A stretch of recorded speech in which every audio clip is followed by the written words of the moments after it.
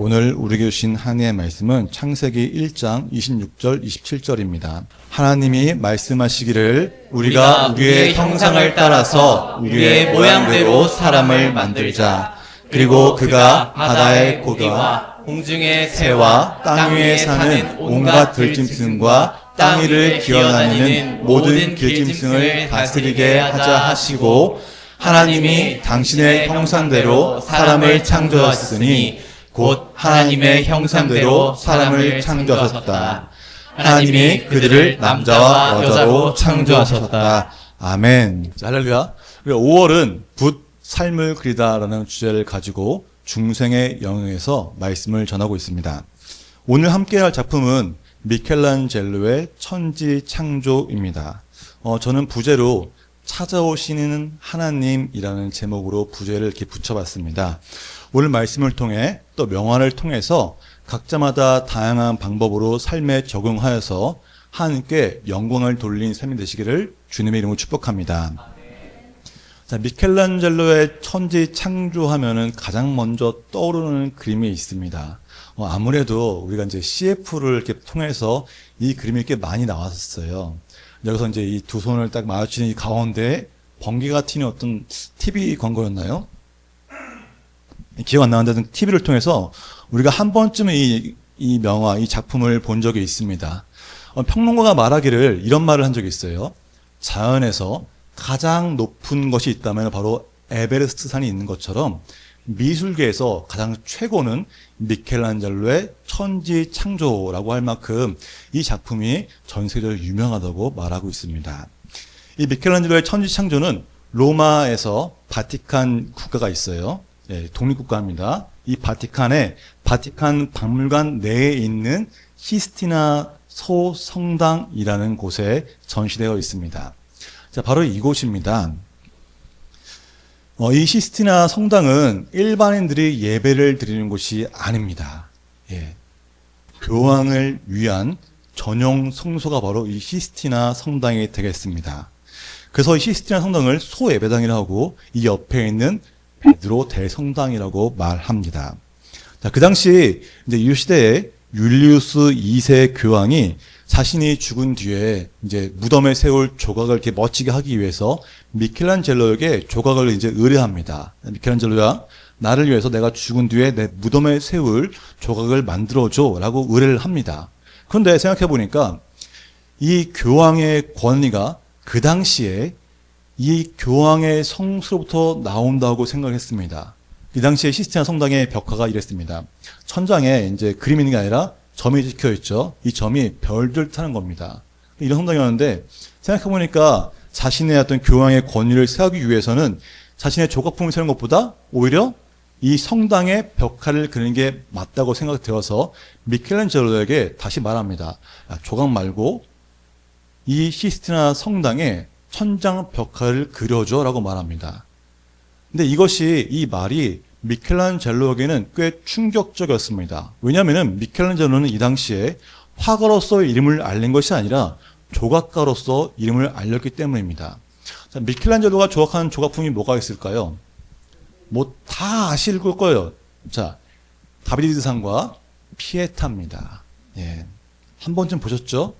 특히 피에타는 이 미켈란젤로가 24살에 조각한 작품인데 이 작품 하나로 그 이탈리아 내에서 최고의 전설적인 조각의 대가로 올라갑니다. 왜냐하면은 이 당시에 그 다른 피에타의 조각을 보면은 볼품이 없어요. 나무로 조각한 것도 보면은 이게 뭔가 싶지만은 미켈란젤로는 이 대리석으로 섬세하게 아주 정교하게 조각을 했습니다.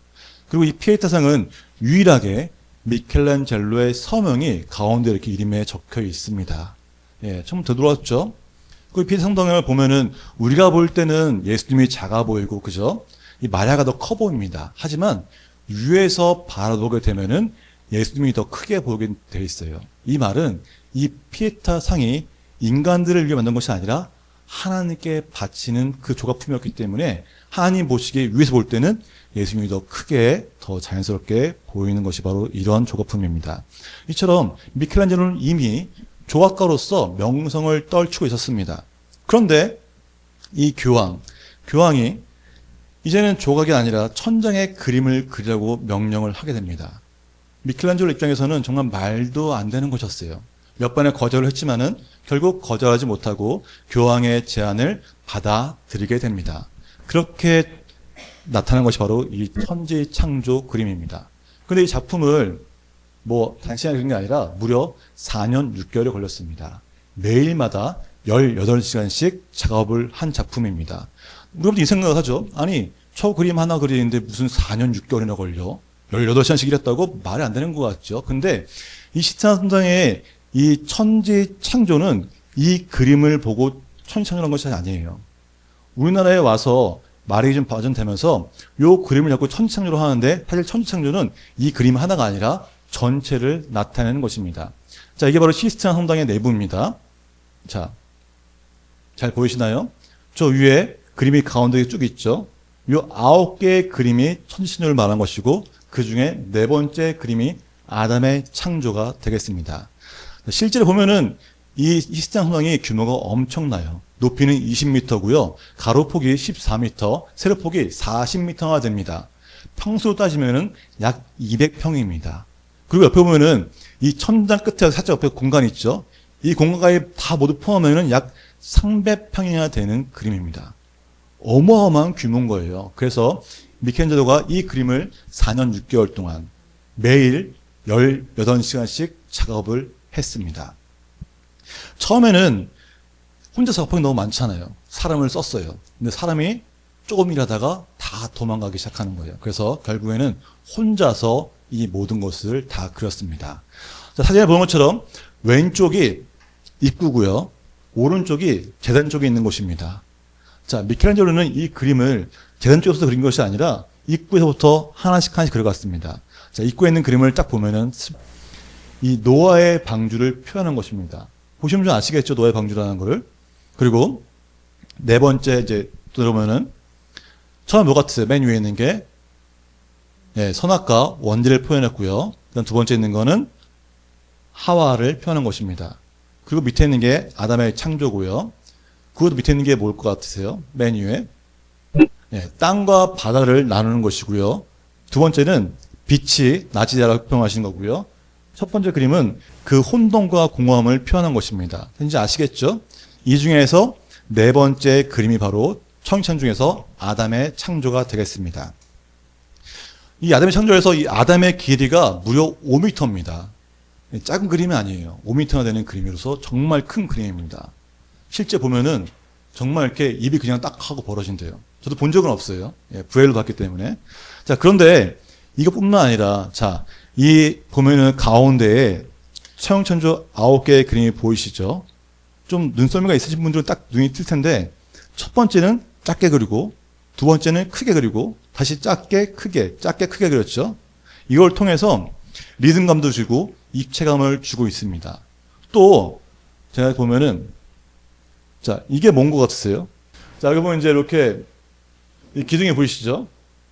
이 기둥이 실제 기둥이 아닙니다. 미켈란젤로가 그린 거예요. 입시적으로 하기 위해서.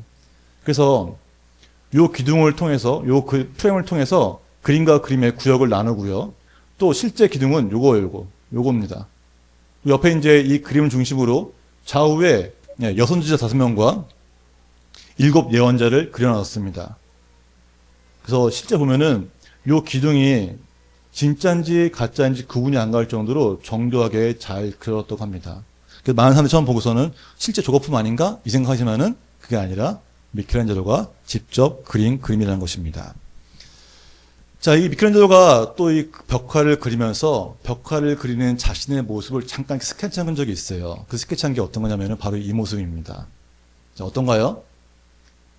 누워서 그린 게 아니라 서서 고개를 들고 이렇게 그리는 거예요. 이런 거 해보셨나요? 제가 모강실에 벽지를 바른 적이 있습니다. 천장에 벽지 그 얼마 공간 안 되잖아요? 바르는데 목보다 팔이 너무 아픈 거예요. 이거 들고 있기 계속. 예. 이거 아무것도 아닌 것 같죠? 저도 할 때, 기도할 때는 이렇게 편하게 하거든요? 근데 뭘 들고 이렇게 있으면은 5분만 있어도 팔이 덜덜 떨립니다. 근데 그거를 미켈란젤로가 18시간씩 작업을 한 겁니다.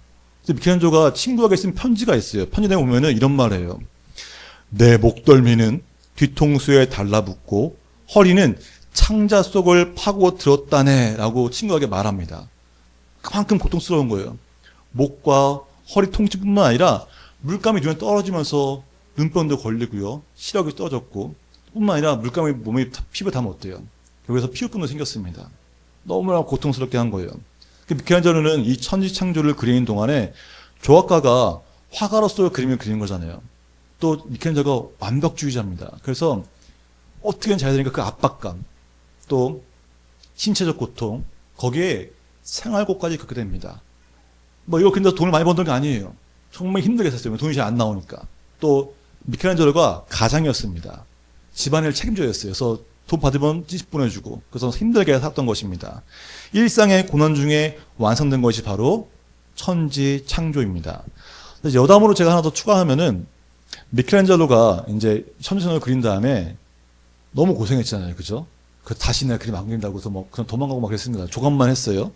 근데 후에 20년, 30년 지난 다음에 이 성 바오로 2세가 교황이 내가 너한테 그림을 맡기기 위해서 30년을 기다렸다고 하면서 다시 부릅니다.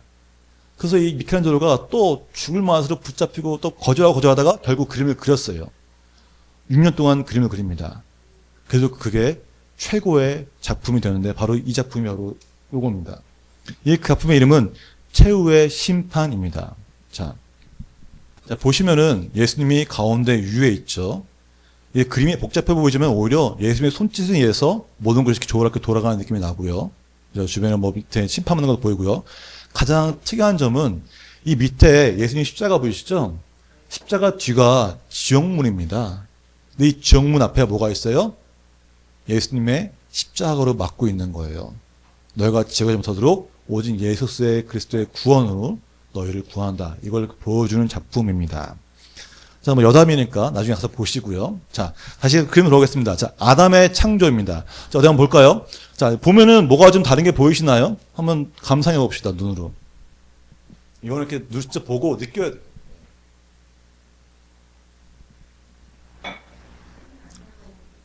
자, 보면은 이 아담의 지금 색깔이 좀 이상한데 아담의 피부색하고 요 천사의 피부색이 다른 걸 볼 수가 있어요.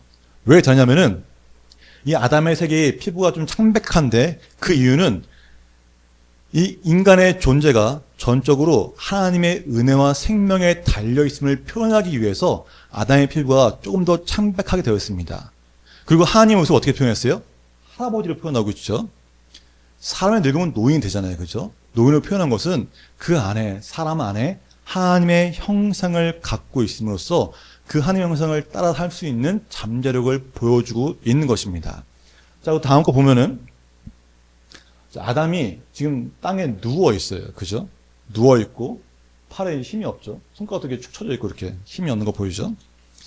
팔은 힘이 없고 늘어져 있고 손가락 축 늘어져 있는데 스스로는 아무것도 할 수 없는 상태를 보여준 겁니다. 몸은 이렇게 근육질인데 내가 근육이 있고 완벽하지만 스스로는 아무것도 할 수 없는 흙으로 빚어진 육체일 뿐이라는 것을 미켈란젤로가 표현하고 있는 것입니다.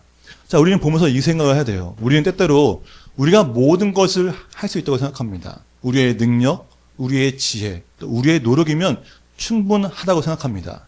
그러나 아담처럼 우리는 본질적으로 스스로에게 생명을 불어넣을 수도 없고 하나님의 손길 없이는, 하나님의 은혜 없이는 아무것도 할 수 없는 연약한 존재일 뿐입니다. 우리의 생명, 우리의 호흡은 전적으로 하나님의 주권 아래에 있습니다. 아담이 땅에 누워있듯이 우리도 하나님 앞에 무릎을 꿇어야 합니다. 주님 없이는 아무것도 아닌 존재라는 것을, 하나님의 인도하심만이 나를 살릴 수 있는 방법이라는 것을 알고 은혜를 구해야 한다는 것이에요. 자, 그리고 이 하나님의 손가락과 아담의 손가락이 맞닿기 직전입니다. 그렇죠? 이걸 통해서 하나님께서 생명을 불어넣으시는 그 창조의 순간과 하나님과 인간 사이의 관계가 형성되고 있음을 보여주는 것이 바로 이 아담의 창조입니다. 아담과 이 하나님의 손가락을 통해서 하나님과 인간 사이의 인격적인 관계를 또 표현하고 있는 것이 바로 미켈란젤로의 아담의 창조입니다. 자, 그럼 하나님 모습 볼까요? 자, 이 그림 보면서 어떤 생각 드십니까? 뭔가 좀 이상한 점을 발견하셨습니까? 언제 이게 하나님이잖아요. 노인으로 표현됐죠. 힘있게 손가락 뻗는 거 보시고요. 노인에도 불구하고 오히려 아담보다 더 힘차게 역동적으로 표현이 되어 있습니다. 또 특이한 거는 옆에 천사들이 다 애기 얼굴이에요. 근데 여기 요 부분만 여성의 얼굴을 하고 있습니다. 성인 여성의 얼굴을 하고 있는 거예요. 왜 그럴까요? 자, 아담이 창조될 당시에 하와는 없었죠. 근데 지금 하나님의 왼팔에 안겨 있는 걸 볼 수가 있어요. 그 말은 하나님이 인간을 창조하신 것은 그냥 우연이거나 뭐 아무 계획 없이 한 것이 아니라 완벽한 계획하심 가운데 사랑과 난자를 창조하실 계획 안에 하나님의 사랑이 다 있다는 것을 보여주는 것입니다. 예. 참 재미있지 않나요? 네. 자, 하나님의 창조는 완전한 지혜와 또 사랑 안에서 계획되고 있음을 이 그림을 통해 보여주고 있는 거예요. 또 미켈란젤로는 이 그림을 보면서 이 뒤에 이게 망토거든요. 망토인데 이게 어떤 모양 같으세요? 이 모양이. 일부 학자들은 그런 말 합니다. 이 모양이 사람의 뇌 모양이라고 합니다. 그래서 사람의 지혜와 지식은 모두 다 하나님께부터 온다고 그렇게 설명을 하고 있습니다. 자, 우리가 이 미켈란젤로 아담의 창조 순간을 이렇게 보면서 어떤 생각하십니까? 어떤 생각하십니까? 미켈란젤로가 벽화를 그리는 동안에 정말 완벽하게 그려간다는 그 정신적 압박감과 육체적 고통까지 겪으면서 삶이 고단할 수밖에 없었습니다. 너무 힘들었을 거예요. 18시간씩. 그게 어떻게 그걸 일하겠습니까? 팔도 아플 텐데. 그죠? 눈에 물감 들어가고.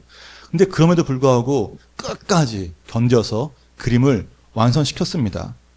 이 말은 저를 보면서 그 생각을 했어요. 아, 이 아담이 무기력하게 손을 뻗고 있는 것처럼 이 미켈란젤로도 자신의 나약함을 인정하고 하나님의 은혜와 자비를 구했기 때문에 하나님께서 손을 내밀어 힘을 주셔서 그 그림을 완성할 수 있었다라고 보여주는 것 같은 느낌을 저는 받았습니다. 하나님께서는 우리를 하나님의 형상대로 흙으로 빚으시고 코에 생기를 불어넣으심으로써 하나님의 지혜와 사랑 그리고 거룩함을 닮은 존재로 우리를 만드셨습니다. 그래서 우리는 하나님을 닮아갈 수밖에 없는 거룩한 존재입니다. 아멘이시죠? 하지만 아담과 하와가 죄를 지음으로 하나님과의 관계가 끊어진 것처럼 손가락은 어때요? 서로 맞닿지 않습니다. 이처럼 우리도 우리의 죄로 인해서 하나님의 손가락과 우리 손가락 사이에는 죄라는 깊은 간격이 생긴 것입니다. 이 간격을 우리 스스로 메꿀 수가 없어요. 하지만 하나님께서는 포기하지 않으시고 하나님께서 아담에게 생기를 불어넣으신 것처럼 죄로 인해 단절된 우리에게 다시 생명을 주시고자 하나님께서는 손을 뻗으십니다. 그게 바로 예수 그리스도를 이 땅에 보내신 것입니다. 예수님께서 십자가에서 죽으심으로 하나님과 우리 사이에 놓여있던 그 죄의 간격을 메꾸신 것입니다. 완전히 메꾸심으로써 우리는 예수 그리스도를 통해서 다시 하나님의 손길이 맞닿을 수 있게 된 것입니다. 죽었던 영혼이 살아나고 단절된 관계가 회복되며 새로운 피조물로 거듭나게 된 것입니다. 이게 바로 중생입니다. 자, 우리는 이 미켈란젤로의 아담의 창조를 통해서 우리가 누구인지를 분명히 깨달아야 합니다. 우리가 누굽니까? 그냥 내 이름 지성은 이겁니까? 아니에요. 하나님이 만드신 존재라는 겁니다.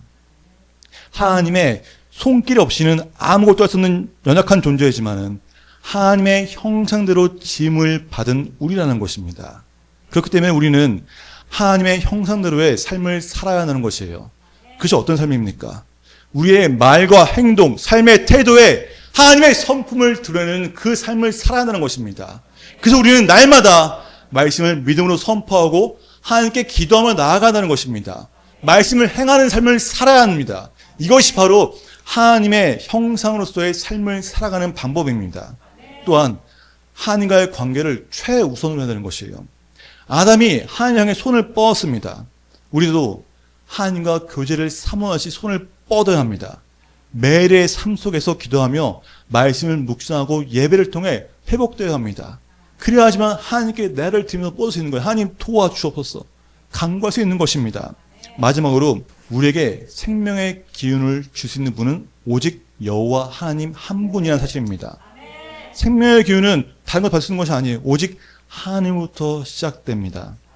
하나님만이 우리에게 생기를 줄 수 있으며 우리에게 생명을 주시는 분이십니다.